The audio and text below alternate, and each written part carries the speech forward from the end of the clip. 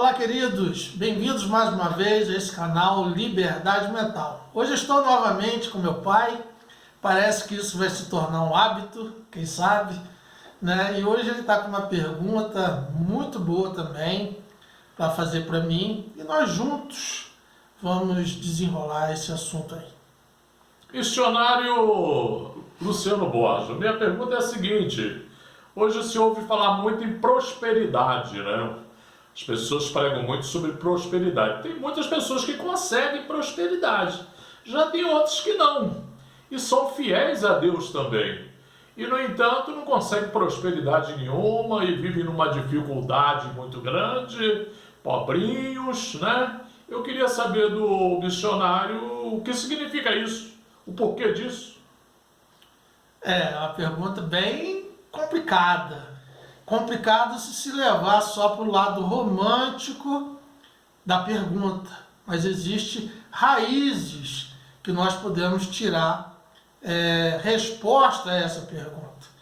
Eu vejo muito aí também pessoas me perguntam: você é contra a prosperidade ou a favor? Essa onda de mensagens a respeito de prosperidade.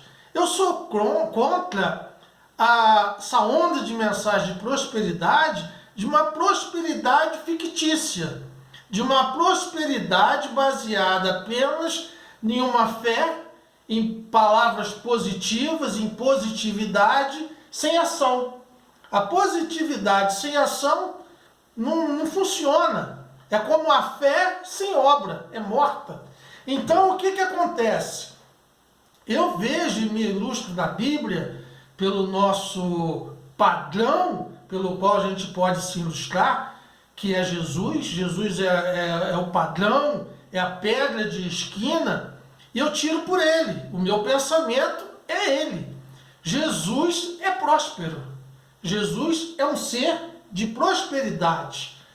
E me lembro logo do primeiro milagre que ele fez, que está lá em João capítulo 2, que ele estava participando de um casamento e acabou o vinho. Vocês conhecem a história, né? E Maria veio e falou: Senhor, acabou, filho, acabou o vinho. E o vinho era a alegria, era a festa, era o que dava sentido àquela festa de casamento. E Jesus fez o seu primeiro milagre, que foi transformar água em vinho. E um vinho tão bom e tão gostoso que até o mestre de sala estranhou. Falou assim: muitas dão o vinho inferior no início, quando as pessoas estão bem sóbrias, né, que vão degustar e ver se realmente o vinho é bom, e deixam o inferior para o final. Por enquanto vocês fizeram o contrário, o melhor deixaram para o fim da festa. Então Jesus fez um vinho de qualidade, prosperou o quê? Deu sentido e prosperou aquela festa.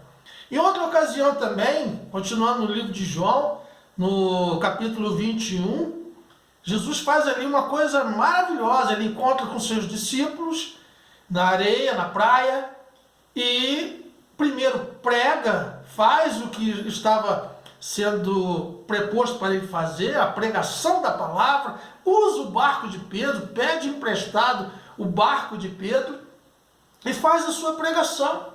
Só que Pedro estava numa situação de escassez.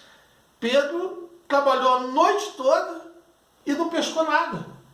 Estava em escassez. E o peixe para Pedro não era só uma refeição. O peixe para Pedro era a sua moeda. Com o peixe ele comprava cereais, com o peixe ele comprava roupa para ele e para a sua família. O peixe para Pedro era essencial para tudo. Não era só fritar um peixinho ali para ele comer, não. O peixe era tudo na vida de Pedro e da sua família. E ali também é interessante, pastor, que eu fico vendo, tanto Pedro quanto Jesus, eles fizeram algo maravilhoso ali nesse versículo de João, capítulo 21, nesse relato. Eles cumpriram Mateus 6,33, antes de Mateus 6,33 ser escrito, obviamente. Quando está lá: buscai primeiro o reino de Deus, foi isso que Jesus fez, pregou a palavra, e Pedro também colaborou para isso.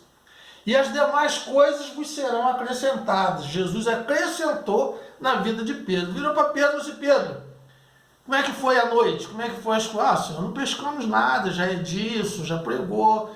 e tal. E só Pedro sabe o que estava passando no coração dele. Aí Jesus fala assim: Pedro, volta ao mar para você pescar. Né? Não tinha lógica nenhuma isso. Já era dia, né, hora de pescar. Ou seja, está tudo ao contrário, tudo, nada de acordo para isso acontecer. Nada propício para uma pescaria. É o que muitas vezes acontece na minha e na sua vida. As estatísticas, as previsões, agora é final de ano, vai começar várias previsões a respeito de 2023. Muitas vezes estão só palavras de pessimismo, só palavras negativas, falando que 2023 vai ser muito ruim. Eu quero falar para você o seguinte: não importa as previsões de nenhum dos profetas, não importa previsões de mãe de Iná, que nem existe mais, esse pessoal que faz previsão de final de ano. O que importa é Jesus na tua vida e a palavra que ele tem a meu respeito e a teu respeito também. E como Pedro falou: Senhor, não tem lógica nenhuma ir pescar agora, pois que eu pesquei no horário certo, da maneira certa e nada peguei. Mas aí Pedro faz o que eu, pastor, e o senhor também, todos nós devemos fazer, é o seguinte: assim, mas baseado na tua palavra, eu vou voltar ao mar e vou lançar a rede. E foi o que ele fez. O Senhor Jesus ainda da areia, ainda deu uma dica para ele: joga para o lado direito. Foi o que ele fez e teve a pesca maravilhosa, onde foi uma pescaria que mudou a vida de Pedro e mudou a situação todinha ali da região. Me lembro também agora, só para dar mais um exemplo, de 1 Reis, capítulo 17, versículo 13, onde Elias estava num lugar bebendo da água do ribeirão e sendo alimentado por corvos, que até os estudos agora dizem que não são corvo, ave, são pessoas que tinham esse nome, que levavam comida para ele também, né? E ele foi alimentado ali por um certo tempo, e depois, a garganta, Luiz, e depois o Senhor orientou ele e falou assim: ó, vai para outro lugar que uma viúva vai te alimentar. Elias chega lá e se depara com uma situação muito complicada. Uma mulher que não tinha nada em casa, pastor, pouca coisa em casa, e também estava desesperada numa escassez muito grande. E ela falou assim: olha, estou pegando aqui uns cavacos, uns gravetos, para fazer um pão para mim e para o meu filho e esperar a morte, nós vamos morrer.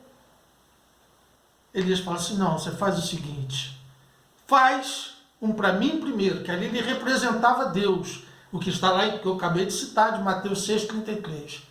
Faz um pequeno e bota aqui na minha mão, e segura aí, coisa bela, eu vou falar para você agora, poderosa, e como Elias falou para aquela mulher, eu também vou falar que vai servir para a tua vida. Ele falou assim: ó, enquanto eu estiver aqui, a farinha na panela não vai faltar, e nem o azeite. E isso aconteceu.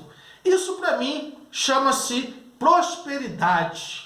Isso chama-se ser próspero. Quem encontra com Deus, quem encontra com Jesus, merece e deve viver uma vida de prosperidade. E isso é o que eu entendo. Mas também Paulo uma vez também falou: eu sei ter fartura e sei passar necessidade. É uma incógnita, né?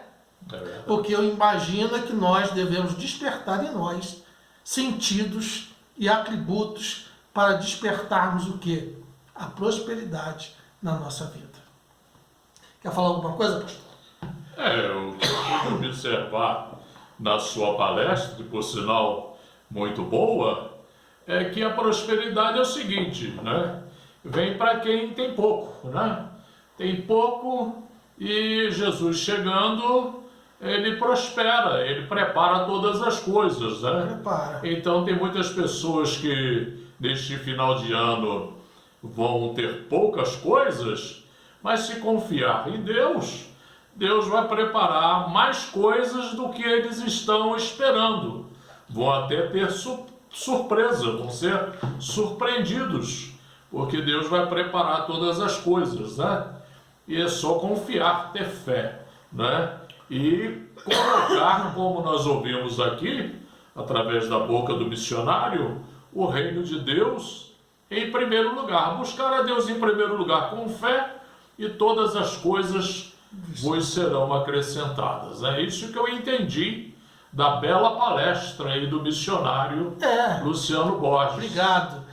E disso tudo que eu falei, o que se deve meditar também, dos versículos que eu citei, por exemplo, não existe prosperidade caindo do céu no sentido de paralisia, no sentido de ficar em casa esperando uma prosperidade. Isso não existe, né? Em João capítulo 2, Maria falou assim, o senhor vai agir? Ele falou assim, vou agir. Ela dá um recado muito bonito, você até fez um folheto uma vez. É verdade.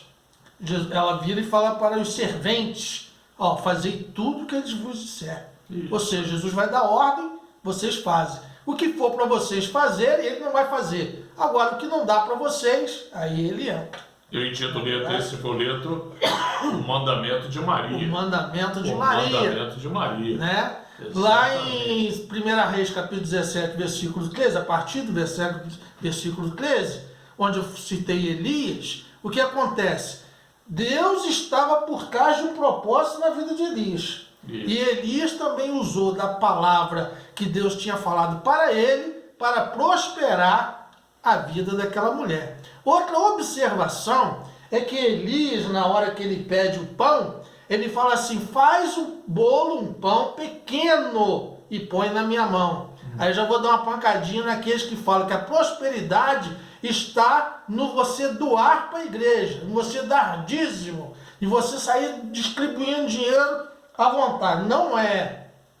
Deus não precisa que você dê dinheiro para ele te retribuir. Não, ele precisa que você faça obra. Aquela mulher usou de uma obra de fé e deu primeiro um pedaço de pão pequeno, que ele pediu pequeno. Hoje os homens estão falando, você dá tudo que você tiver, que vai, não é nada. Elias foi honesto. Ele representava Deus. Ele você faz um pedaço pequeno e põe na minha mão, que Deus vai produzir mais na sua vida. E ela teve um ato de fé, porque ela tinha pouco. Ela fez um pão pequeno, deu na mão do profeta, e Deus honrou a palavra do profeta na vida daquela mulher. E em João capítulo 21, onde Jesus fez aquela pesca maravilhosa, fez aquele grande milagre, Pedro teve que entrar no barquinho de novo, entrar em alto mar para fazer o milagre acontecer. Ou seja, a tua parte é você que tem que fazer, né? É verdade. E a outra parte é do Senhor Jesus. Espero que esteja, pelo menos, simplesmente explicado essa questão da prosperidade. Quero agradecer a participação do meu pai, pastor Luiz. Muito obrigado, eu esteve aqui nesse canal conosco. Eu aprendi bastante hoje com essa palestra, né? Bom. Muito bom. Se você achou relevante algo que nós falamos, isso fez bem a sua alma, a sua vida, compartilhe, dê o seu like, inscreva-se no canal e pela misericórdia do Senhor, sempre teremos uma palavra que chegará ao seu coração. Muito obrigado, pastor. Eu que agradeço. Tamo junto. Estamos juntos.